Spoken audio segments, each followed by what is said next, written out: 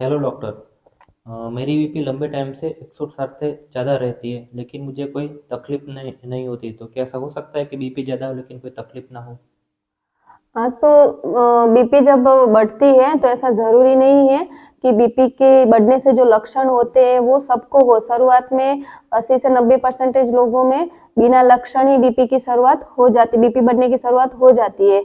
BP बढ़ने के क्या-क्या लक्षण हो सकते हैं, जैसे कि सिर दर्द होता है, चक्कर आते हैं, छाती में दर्द, घबराहट, पैरों में सूजन वगैरह लक्षण आते हैं, लेकिन ज़रूरी नहीं है सबको ये लक्षण शुरुआत में हो।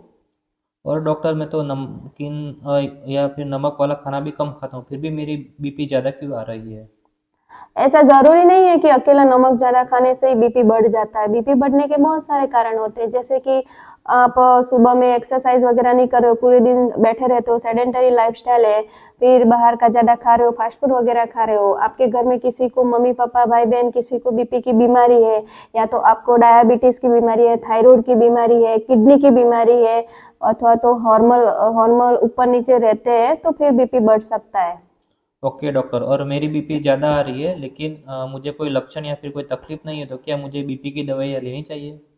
ज्यादातर ओपीडी में, मेरी ओपीडी में ऐसे ही मरीज आते हैं, 160 बीपी लेके आते हैं, फिर बोलते हैं मुझे कोई लक्षण नहीं है तो मुझे तो दवाइयाँ नहीं लेनी है। लेकिन ऐसा जरूरी नहीं है कि बीपी बढ़ रहा है, आपको लक्षण नहीं है तो फिर आपको कोई तकलीफ नहीं है, क्योंकि बीपी की जो दवाइयाँ है वो अकेले लक्षण कम करने के लिए या तो बीपी के नंबर कम करने के लिए नहीं होते है, लेकिन वो साथ में क्या करते हैं कि जो बीपी की बढ़ने की वजह से जो फ्यूचर में जो कॉम्प्लिकेशन होते हैं उसको भी रोकने के लिए दवाइयाँ होती है।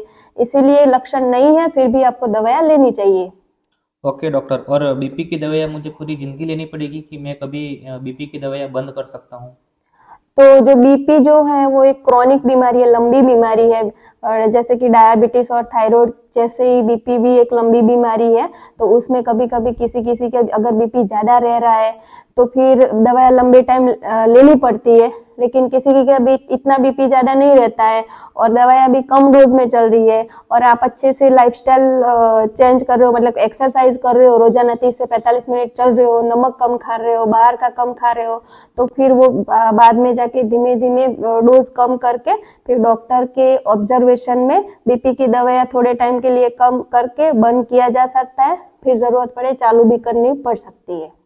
मैंने बीपी की दवाइयाँ शुरू कर दी है और अब मेरा बीपी कंट्रोल में है, तो क्या मैं अपने हिसाब से बीपी की दवाइयाँ डॉक्टर को पूछे बिना बंद कर सकता हूँ? नहीं, अगर बीपी की आप दवाइयाँ ले रहे हो और आपका बीपी कंट्रोल में है, इसका मतलब क्या है कि आप दवाइयाँ ले रहे हो इसलिए आपका बीपी नॉर्मल रह रहा है या तो कंट्रोल में है, और बीपी की दवाइयाँ डॉक्टर के पूछे बिना अपने आप कभी बंद नहीं करनी चाहिए। ओके डॉक्टर, और मैं मेरी बीपी की, थायराइड की और डायबिटीज़ की दवाइयाँ भी चल रही है, तो क्या मैं बीपी की दवाइयाँ वो दोनों दवाइयों के साथ ले सकता हूँ?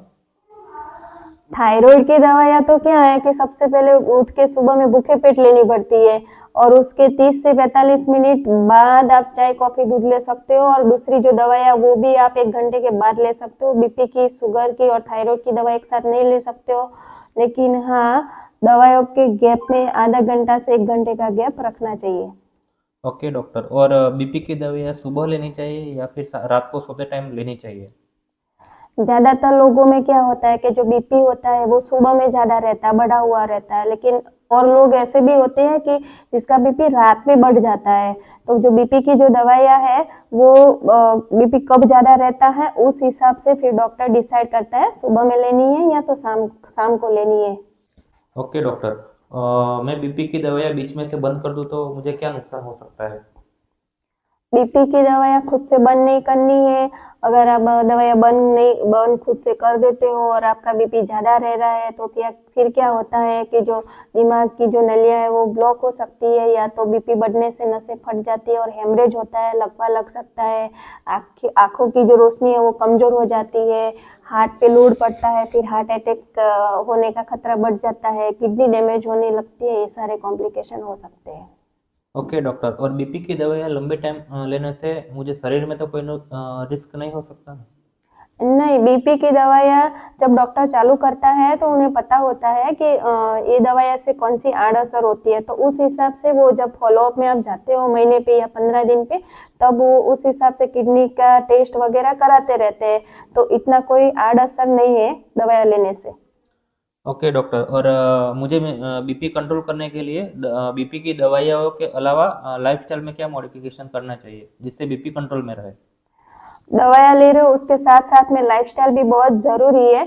उसके लिए क्या करना है कि आप स्मोकिंग कर रहे हो, अल्कोहल ले रहे हो, टोबैको वगैरह ले रहे हो तो सबसे पहले वो बंद करना है। दूसरा, सुबह में या तो शाम को उठ के जब भी आपको टाइम मिले तब 30 से 45 मिनट रोजाना चलना है। फिर बाहर का फास्ट फूड वगैरह खा रहे हो तो वो कम खाना है। नमकीन खा रहे हो तो कम खाना है क्योंकि उसमें बहुत ज़्यादा नमक होता है। और घर पे जो खाना बनाते हो उसमें नमक जो है एक चम्मच से कम लेना है। पूरे दिन में कुल मिला के 1 चम्मच से कम नमक खाना है, यानी कि 2 ग्राम से कम नमक खाना है। और टेंशन अगर ले रहे हो तो टेंशन कम लेना है। नींद अच्छे से लेनी है, 6 से 7 घंटे, ये सब ध्यान रखना है। Okay, thank you doctor.